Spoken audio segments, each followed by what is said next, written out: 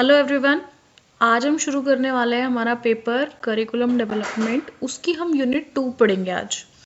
Unit 2 का नाम है models of curriculum and their applications to varied educational settings, role of teacher and role of technology in curriculum development. तो हम ये topic पढ़ने वाले हैं इस यूनिट में। ये हमारी यूनिट 2 का फर्स्ट पार्ट ही है। नेक्स्ट, सबसे पहले हम पढ़ेंगे कि करिकुलम के कौन कौन से मॉडल होते हैं और उनको हम कैसे यूज़ कर सकते हैं एजुकेशनल सेटिंग में। तो पहला मॉडल आता है हमारा सब्जेक्ट सेंटर्ड करिकुलम मॉडल। यहाँ पे क्या होता है, हम सब्जेक्ट को सेंटर लेते हैं। ठीक है, जैसे हमें मैथ्स पढ़ाना है, साइंस पढ़ाना है, हिस्ट्री पढ़ाना है, तो हमको पढ़ाना ही है। मीन्स सेंटर में क्या रहेगा, subject. Subject as a centre लेके चलेंगे। हमें जो चीज़ सिखानी है वो सिखानी ही है। हम कैसे भी सिखाएं, प्ले वे से सिखाएं या लेक्चर दे के सिखाएं या किसी अदर मेथड से सिखाएं। तो यहाँ पे करिकुलम फोकस करता है उस सब्जेक्ट पे। So the curriculum is structured around the specific subject और डिसिप्लिन। तो करिकुलम का सबसे ज़्यादा फोकस किस पे रहेगा, सब्जेक्ट पे, यानी कि उस डिसिप्लिन पे। इधर इट्स मैथ्स, साइंस, हिस्ट्री, वो कुछ भी है। Often use traditional educational setting. तो इसके लिए हम अपनी ट्रेडिशनल मेथड यूज़ कर सकते हैं एजुकेशन का, such as secondary schooling, higher education, where as mastery subject की कंटेंट इज़ अ की। तो ऐसे जब हम सब्जेक्ट में मास्टरी करते हैं तो हम मैथ्स को एज अ सेंटर लेके चलते हैं। जी, अगर मुझे मैथ्स में, मैंने 10th तक मैथ्स पढ़ा है, फिर 12th तक पढ़ा है, फिर मुझे ग्रेजुएशन उसमें करनी है, तो यहाँ पे सेंटर में क्या है, दैट मैथ्स। क्यों? क्योंकि मैं उसमें मास्टर्स करना चाह रही हूँ। तो that is the traditional way, जब हम एक सब्जेक्ट को सेंटर लेके चलते हैं बच्चे के लिए। नेक्स्ट आता है हमारे पास learner centre curriculum model.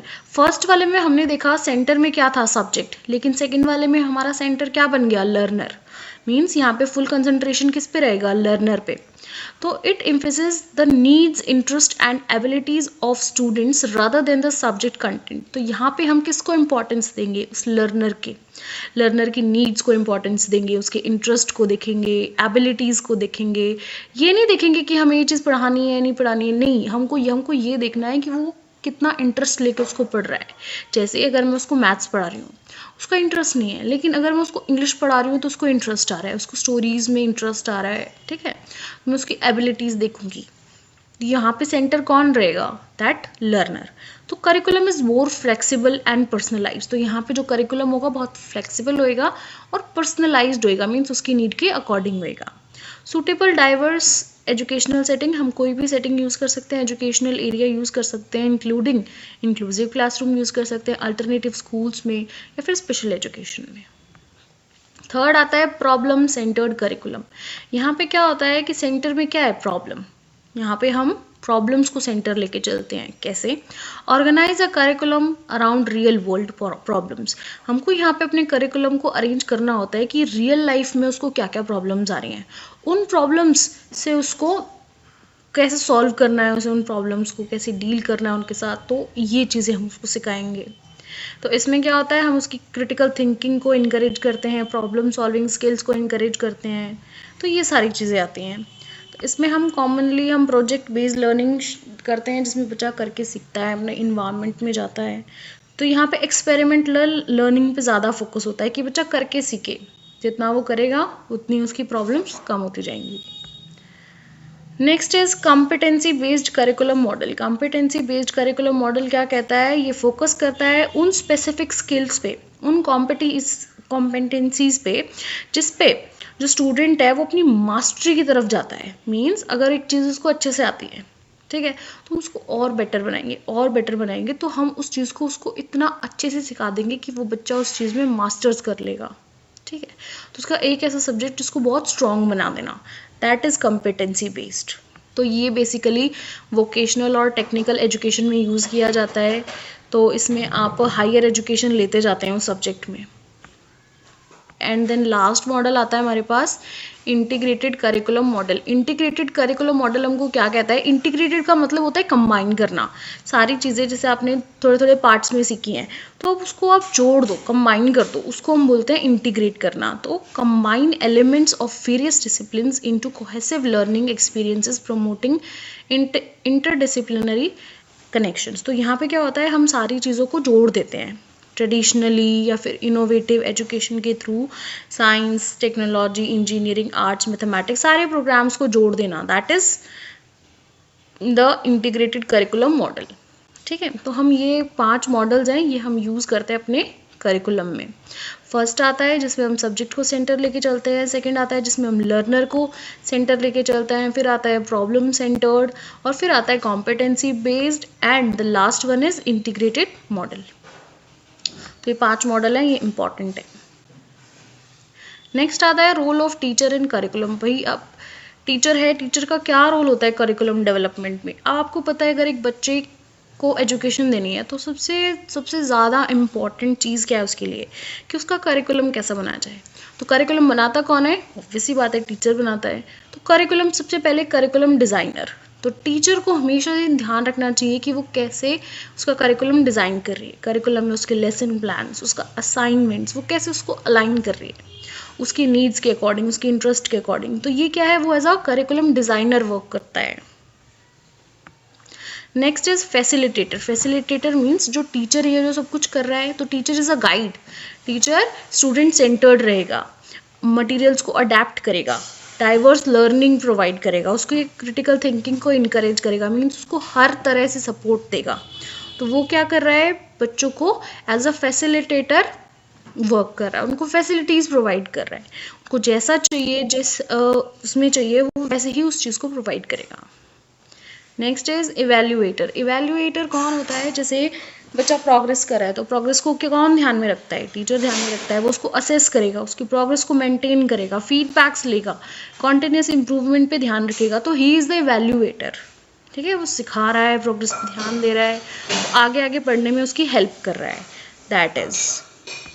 And then last वो बिहेव करता है एज अ इनोवेटर।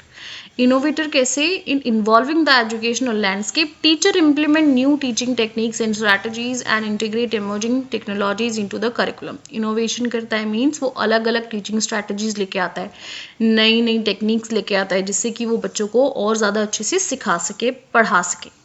वो इंटीग्रेट करता है टेक्नोलॉजीज को इन द करिकुलम, ताकि वो एक बेटर रिजल्ट प्रोवाइड कर सके। तो ये सारे रोल है टीचर के। टीचर एक करिकुलम डिज़ाइनर होता है, एक फैसिलिटेटर होता है, एक इवेल्युएटर होता है और एक इनोवेटर होता है। तो ये सारे क्या हैं, टीचर के रोल है करिकुलम डेवलपमेंट में। अब रोल ऑफ टेक्नोलॉजी। टेक्नोलॉजी का क्या रोल होता है करिकुलम डेवलपमेंट में? सबसे पहला, टेक्नोलॉजी आज की दुनिया में बहुत इंपॉर्टेंट है। Nowadays it's impossible to live without technology. हम कहीं भी जाते हैं, डे टू डे लाइफ में टेक्नोलॉजी का यूज़ बढ़ता जा रहा है, इसीलिए करिकुलम डेवलपमेंट में भी टेक्नोलॉजी की खुद की इम्पोर्टेंस है। फर्स्ट क्या आता है, डिजिटल कंटेंट क्रिएशन। सबसे पहले क्या होता है, टीचर अलाउ कर, जो टेक्नोलॉजी है वो टीचर को अलाउ करती है कि वो मल्टीमीडिया पे बच्चों को सिखाए, डिफरेंट डिफरेंट टीचिंग स्टाइल्स थे, ऑडियो वीडियो मिक्स करके। तो this is a very multimedia rich lesson plans. ठीक है, तो उससे क्या होता है कि बच्चे को वैरायटी मिलता है, बच्चा इंटरैक्टिवली सीख पाता है दिस वे। नेक्स्ट आता है हमारा data driven design making. Data driven में क्या होता है, जो लर्निंग है वो एनालिटिक्स होता है, मीन्स उसमें हम बच्चे की लर्निंग को एनालाइज कर सकते हैं, असेस कर सकते हैं, और स्टूडेंट की अंडरस्टैंडिंग, उसकी परफॉर्मेंस को मॉडिफाई कर सकते हैं। ठीक है, तो इससे बेटर हमको पता चलता है कि कितना वो प्रोग्रेस कर रहा है, कितना नहीं कर रहा है। तो ऐसे हेल्प करता है हमको एक डिसीजन मेकिंग में। Next is collaboration and communication. Online platforms आ रहे हैं, teacher, student, even the parents can collaborate. यहाँ पे जैसे PTMs होती हैं, ऑनलाइन क्लासेस होती हैं, तो जो टीचर और पेरेंट है वो डायरेक्टली इंटरेक्ट कर सकते हैं। सो दिस वे कोलैबोरेशन हो सकता है। Next is access to the global resources. अब टेक्नोलॉजी हमको बहुत सारे प्लेटफॉर्म्स प्रोवाइड करता है, ऑनलाइन रिसोर्सेज देता है, इंक्लूडिंग ओपन एजुकेशनल रिसोर्सेज देता है, रिसर्च डेटाबेसेस देता है, और डिजिटल लाइब्रेरीज देता है। तो यहाँ पे हमारा एक लार्ज स्कोप हो जाता है कि जो टेक्नोलॉजी है वो हमको हर तरीके से सर्विस प्रोवाइड कर सकता है। Next, personalisation of learning. हम अपने तरीके से अडेप्ट कर सकते हैं, टेक्नोलॉजी को पर्सनलाइज कर सकते हैं, कस्टमाइज़ कर सकते हैं। जैसी आपकी नीड है, जैसा इंटरेस्ट है, जैसी डिसेबिलिटीज़ हैं, उसके अकॉर्डिंग हम अडेप्ट कर सकते हैं, टेक्नोलॉजी को कस्टमाइज़ कर सकते हैं। तो ये है role of technology in curriculum development. एक करिकुलम की डेवलपमेंट के लिए हम ये सारी चीज़ें टेक्नोलॉजी में कर सकते हैं। नेक्स्ट हमारी 2.2 यूनिट आती हैं। 2.2 यूनिट में हमको पढ़ना है curriculum for the sexual and reproductive health. अब करिकुलम में हम सेक्सुअल और रिप्रोडक्टिव हेल्थ का क्या ध्यान रखेंगे? सबसे पहले तो बच्चे को अपने स्पेशल नीड्स के बारे में पता होना चाहिए। Understanding the special needs of that child, सबसे पहले टीचर को पता होना चाहिए कि जो चाइल्ड उसके पास है, जो स्पेशल चाइल्ड उसके पास है, उसको क्या क्या नीड्स हैं, फिजिकल, मेंटल, हेल्थ नीड्स, कैसी नीड्स हैं उसकी, तो उसको अंडरस्टैंड करनी चाहिए, उसको पता होना चाहिए अच्छे से उसकी नीड्स के बारे में। Next, body awareness. Body awareness, a child has to care about the body parts and aware the private and personal parts. उसको बॉडी अवेयरनेस होना चाहिए, चाइल्ड को पता होना चाहिए कि कौन सा पार्ट उसका प्राइवेट है एंड कौन सा पर्सनल है, तो he has to be aware about his body. Next, understanding the relationship. उसको रिलेशनशिप्स के बारे में पता होना चाहिए, रिलेशनशिप बिटवीन द सिबलिंग्स, कि उसका सिबलिंग्स के साथ कैसा रिलेशनशिप होना चाहिए, पेरेंट्स के साथ कैसा होना चाहिए, फ्रेंड्स के साथ कैसा होना चाहिए, और लाइफ पार्टनर के साथ कैसा होना चाहिए। मीन्स उसको इस बात की समझ होनी चाहिए कि रिलेशनशिप्स कैसे होते हैं डिफरेंट पर्सन्स के साथ। Next is personal hygiene. बच्चे को पता होना चाहिए कि उसकी पर्सनल हाइजीन कितनी इंपॉर्टेंट है, उसकी हेल्थ कितनी इंपॉर्टेंट है। तो child must take care of their health time to time and care for the sanitation. तो उसको पता होना चाहिए कि उसको अपना कैसे ध्यान रखना है, कैसे क्लीन रहना है, केयर करनी है, सैनिटेशन का ध्यान रखना चाहिए। तो personal hygiene is very important. Next, sexual education. Sexual education, child must have sexual education and awareness of feelings and behavior at puberty. Child को पता होना चाहिए सेक्सुअल एजुकेशन के बारे में, कैसे उसको अवेयरनेस होनी चाहिए फीलिंग्स की, बिहेवियर की at the time of puberty, तो उसको इस चीज़ की भी नॉलेज होनी चाहिए। Next is safety and protection. Child must aware of the safety. Child को पता होना चाहिए कि उसकी सेफ्टी, कैसे उसको खुद को प्रोटेक्ट कर सकता है, कैसे वो डिफरेंस कर सकता है गुड टच और बैड टच में। तो this is the safety and protection, the child must know about that. Next is discussing and making the advocacy. आप उसको अपने सेल्फ एडवोकेसी के बारे में पता होना चाहिए, उसको अपने राइट्स के बारे में पता होना चाहिए। He has the right to speak, ठीक है, तो जहाँ उसको गलत लगे उसको बोलना चाहिए। तो he must be know about his rights, तो उसके पास ये राइट होना ही चाहिए, उसको पता होना चाहिए इस बारे में, राइट्स तो उसके पास है। Support and network. Child must build the trust to the families, teachers and friends, they can support child as per their need. अब चाइल्ड को अपना सपोर्ट और नेटवर्क पे भी पता होना चाहिए कि भाई उसके पेरेंट्स हैं, फैमिली है, टीचर है, काइंड ऑफ ट्रस्ट बिल्ड होना चाहिए एक दूसरे के बीच में, ताकि जो बच्चा है, जो फ्रेंड है, उनको सब सपोर्ट करे, एक नेटवर्क बिल्ड करे, एक ट्रस्ट बिल्ड करे, ताकि अगर कोई भी बच्चे को प्रॉब्लम है तो वो उसकी हेल्प करें, बच्चा बता सके, वो उसकी हेल्प कर सके। तो काइंड ऑफ एक ऐसे टाइप का रिलेशन होना चाहिए। Next is adaptive teaching methods and technology. अब बहुत सारे अडेप्टिव मेथड्स हैं जिनसे हम बच्चों को सिखा सकते हैं। टेक्नोलॉजी है जिसका यूज़ करके उसकी फीलिंग्स, अट्रैक्शनल या फिर इमोशनल फीलिंग्स को हम कंट्रोल कर सकते हैं, उसके एफर्ट्स को हम उसके बारे में बता सकते हैं कि ये सही है, ये गलत है, तो ऐसे। देन लास्ट तो नहीं है, हाँ, नेक्स्ट इज इन्वॉल्विंग पेरेंट्स। हमें पेरेंट्स की इन्वॉल्वमेंट रखनी चाहिए, केयर काउंसलिंग प्रोवाइड करनी चाहिए।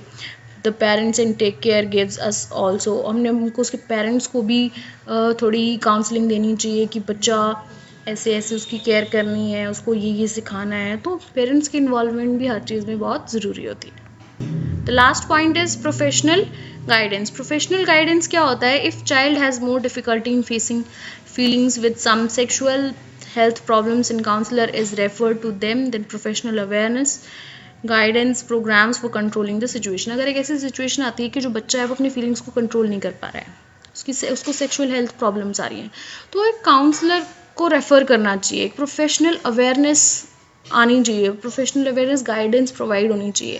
तो बच्चे को एक काउंसलर के पास ले जाना चाहिए, उसको गाइडेंस प्रोवाइड कराना चाहिए कि कैसे वो सिचुएशन को अपने आप को इन सिचुएशंस में कंट्रोल कर सकता है। तो this is the professional guidance.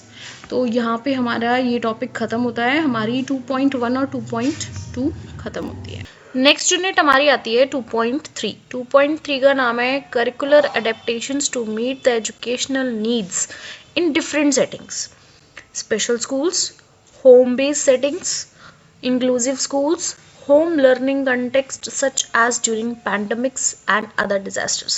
तो हम कुछ ऐसी एडेप्टेशंस पढ़ेंगे हमारे करिकुलम के अंदर जो कि हम डिफरेंट डिफरेंट सेटिंग्स में कर सकते हैं, या जब कोई पेंडेमिक का टाइम हो, कोई डिज़ास्टर का टाइम हो, तो उस टाइम की बात हो रही है। तो इंक्लूसिव स्कूल्स है, स्पेशल स्कूल्स हैं, या फिर होम बेस्ड सेटिंग है, तो इन सब में हम क्या क्या अडेप्टेशंस कर सकते हैं करिकुलम में। तो जो करिकुलम में अडेप्टेशन है वो बहुत असेंशियल होती है, ठीक है, स्टूडेंट के लिए, क्योंकि उसकी डाइवर्स नीड होती है। उसको एक क्वालिटी ऑफ एजुकेशन प्रोवाइड करने के लिए, एक लर्निंग इन्वायरमेंट प्रोवाइड करने के लिए हमको कुछ करिकुलम अडेप्टेशंस करनी पड़ती हैं। तो सबसे पहला गोल होता है इसका कि हम करिकुलम को फ्लेक्सिबल रखें और इंक्लूसिव रखें। हम ध्यान रखें लर्निंग स्टाइल का, एबिलिटीज़ का और चैलेंजेस का। नेक्स्ट, हमारे पास बहुत सारी अप्रोचेस हैं जिनसे हम उसकी एजुकेशनल नीड्स को पूरा कर सकते हैं। तो पहले हम बात करते हैं स्पेशल स्कूल की। तो स्पेशल स्कूल एक ऐसी जगह होती है जहाँ पे सारे डिसेबिलिटीज़ के चाइल्ड होते हैं, ठीक है, मीन्स जो जहाँ पे स्पेशल स्टूडेंट्स पढ़ते हैं उसको हम बोलते हैं स्पेशल स्कूल। तो वहाँ पे हम करिकुलम को कैसे डिज़ाइन कर सकते हैं, तो सबसे पहले हम मॉडिफाई करेंगे लर्निंग ऑब्जेक्टिव्स को, ठीक है।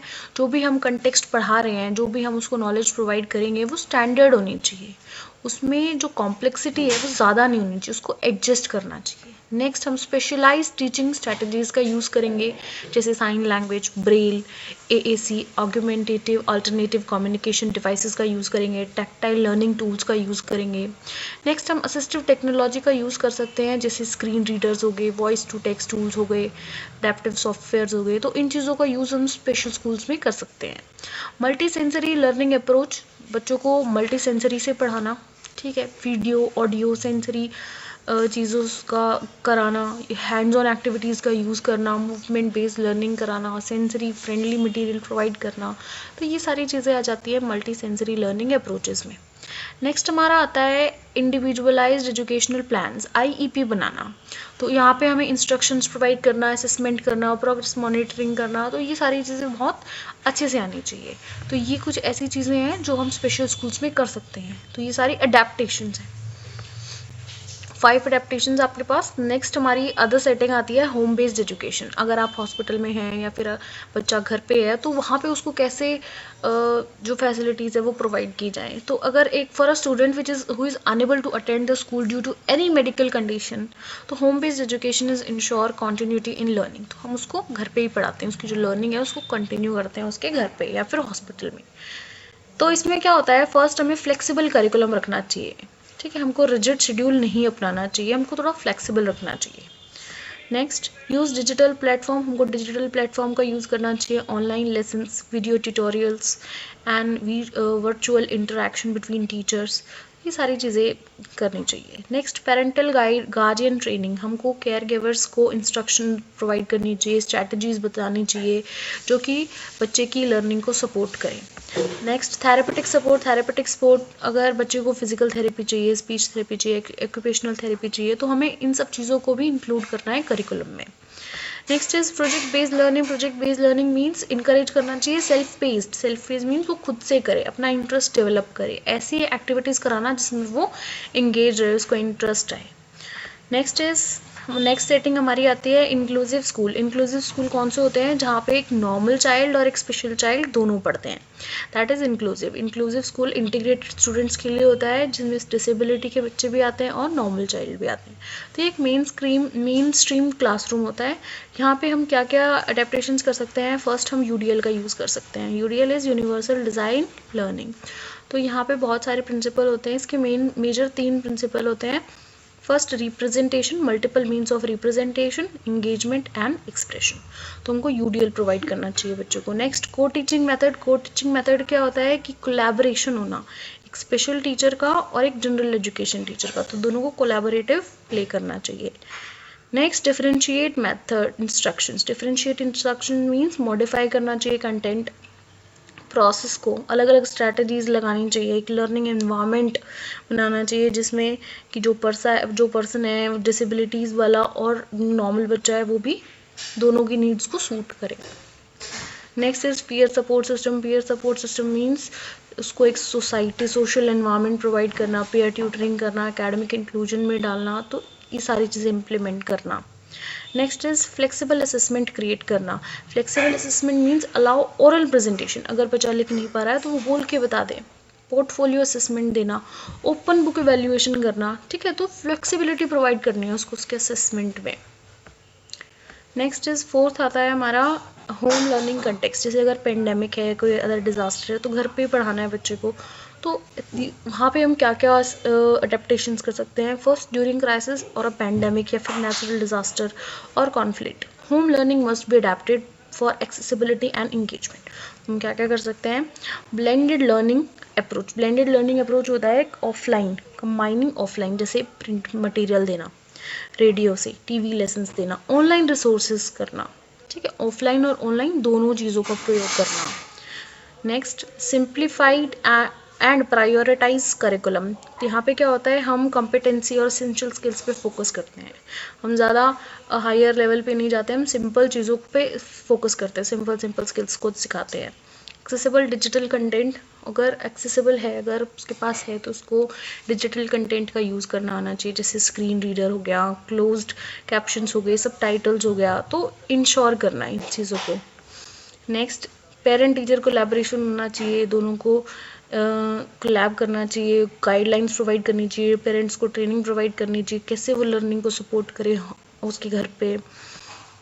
Next, mental health and wellbeing focus. Mental health wellbeing focus में हमको जो बच्चा है उसको उसका स्ट्रेस रिड्यूस रखना चाहिए, उसको सोशल इमोशनल लर्निंग देनी चाहिए, ठीक है। तो हमें हर तरीके से उसको रिलैक्स रखना चाहिए, उसकी मेंटल हेल्थ स्टेबल रहेगी तभी वो चीज़ों पे फोकस कर पाएगा। उसका कंक्लूजन क्या है कि हम डिफरेंट सेटिंग्स में भी चाइल्ड को इंश्योर कर सकते हैं कि उसको भी एजुकेशन प्रोवाइड हो सकती है। उसको फिजिकल, कॉग्निटिव, इन्वायरमेंटल चैलेंजेस के हो सकते हैं, लेकिन फिर भी वो कुछ सीख रहा है काइंड ऑफ। तो हमें टेक्नोलॉजी की हेल्प से टीचिंग को फ्लेक्सिबल रखना है, इंक्लूसिव प्रैक्टिसेस ऑन रखनी है, एजुकेटर्स को सपोर्ट देना है, इफेक्टिव लर्निंग एक्सपीरियंस रखना है स्टूडेंट्स के लिए। तो ये सारी चीज़ें आती हैं हमारी करिकुलम एडेप्टेशंस में। तो हमारी 2.3 भी ख़त्म होती है। नेक्स्ट हमारी आती है 2.4। 2.4 का नाम है curriculum development for students with high support needs. अब उन बच्चों के लिए करिकुलम कैसे डेवलप करें जिनको हाई सपोर्ट नीड्स हैं, means they have very severe kind of disabilities, उनको बहुत ज़्यादा सपोर्ट की ज़रूरत है। तो हमारे पास कुछ 10 पॉइंट्स हैं जो कि आप इसमें लिख सकते हो। सबसे पहले, इंडिविजुअलाइज्ड एजुकेशन प्लान। तो हमको बहुत अच्छे से आईईपी डेवलप करना है उन बच्चों के लिए, उनकी स्ट्रेंथ, उनकी नीड्स, उनके इंटरेस्ट का ध्यान रख के। तो सबसे पहले हमको बहुत अच्छे से आईईपी डेवलप करना है। Develop personalised learning goals based on the students strength, needs and interest. Second, universal design learning, means हमको यूडीएल का यूज़ करना है। Ensure multiple means of representation, engagement and expression to accommodate the diverse learning styles। तो हमको जितना हो सके उतना यूडीएल का यूज़ करना है। Next is functional life skills integration. Functional life skill integration मतलब जो भी डेली लाइफ स्किल्स वो कर रहा है, जो भी एडीएल एक्टिविटी कर रहा है, जैसे कम्युनिकेशन, मोबिलिटी, सेल्फ केयर, तो इन सारी चीज़ों के बारे में उसको सिखाना। That is assistive technology and AAC. Assistive technology AAC का यूज़ करना means speech to text software का यूज़ करना, कम्युनिकेशन बोर्ड्स का यूज़ करना, अडेप्टिव डिवाइसेस का यूज़ करना, तो ये सारी चीज़ें करना। Next is multi sensory learning approach. Multi sensory learning का यूज़ करना, जैसे उसको visual, auditory, kinesthetic, tactile method से सिखाना, ताकि वो ज़्यादा से ज़्यादा सीख पाए, ज़्यादा से ज़्यादा रिटेन कर पाए, उसको याद रहे, अलग अलग सेंसेस से उसको सिखाना। फ्लेक्सिबल टीचिंग मेथड्स का यूज़ करना, स्मॉल ग्रुप्स में पढ़ाना, हैंड एक्टिविटीज़ का यूज़ करना, तो बहुत सारे टीचिंग मेथड्स उसके साथ यूज़ करना ताकि वो और बेटर वे में सीख पाए उसकी नीड्स के according. Next is therapy integration. अगर बच्चे को थेरेपी की ज़रूरत है तो उसको थेरेपी प्रोवाइड करना, कोलैबोरेशन करना, स्पीच, ऑक्यूपेशनल या फिजिकल थेरेपीज़ देना, ठीक है। तो ये सारी आपको करिकुलम में ऐड करना।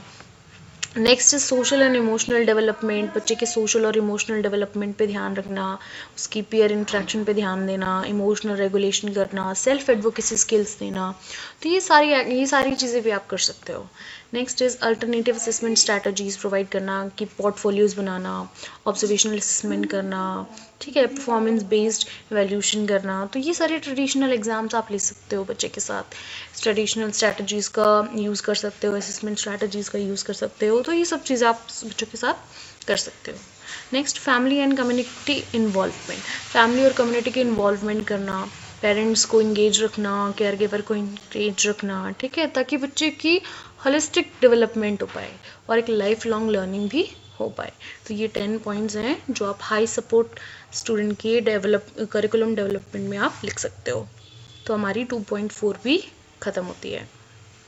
नेक्स्ट हमारा लास्ट टॉपिक है ये 2.5। 2.5 का नाम है planning curriculum based on students profile and assessment. तो हम करिकुलम को कैसे प्लान कर सकते हैं बच्चे के प्रोफाइल और असेसमेंट पे बेस्ड।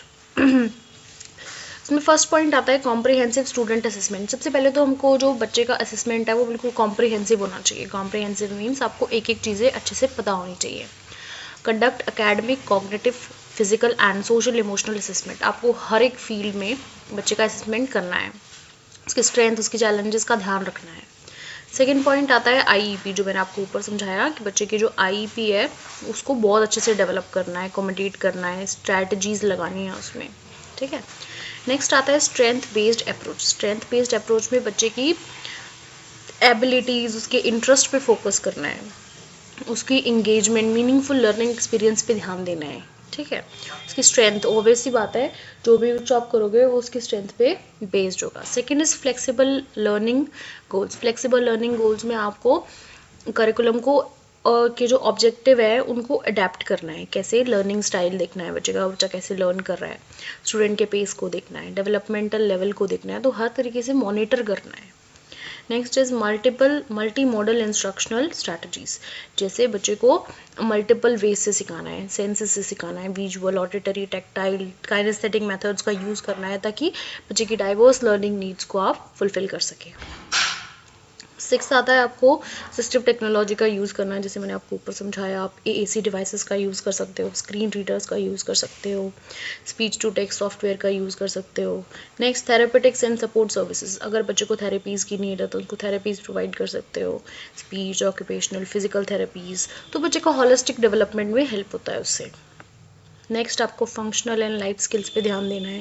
इसमें आता है आपका ideal activities, communication, self care, तो इन सब चीज़ों पे आपको ध्यान देना है। ऑनगोइंग प्रोग्रेस मॉनिटरिंग करनी है, जैसे जैसे बच्चा प्रोग्रेस कर रहा है रेगुलरली असेसमेंट करना है, ध्यान रखना है, ऑब्जर्वेशन करना है, फीडबैक्स लेने हैं, ये सारी चीज़ें आप कर सकते हो। Next is collaboration and with stakeholder. आपको कोलैबोरेशन करना है, किससे, पेरेंट्स से, डॉक्टर से, थेरेपिस्ट से। तो ये सारी चीज़ें क्या करती है, हेल्प करती है एक बच्चे की करिकुलम प्लानिंग में। तो वेल राउंड अप्रोच है। तो ये सारे पॉइंट्स आप फॉलो करके एक बच्चे का करिकुलम प्लान कर सकते हो, उसकी प्रोफाइल, उसके असेसमेंट के बेसिस पे। तो यहाँ पे हमारी यूनिट 2 पूरी हो जाती है, हमारे करिकुलम डेवलपमेंट एग्ज़ाम की यूनिट 2 पूरी हो जाती है।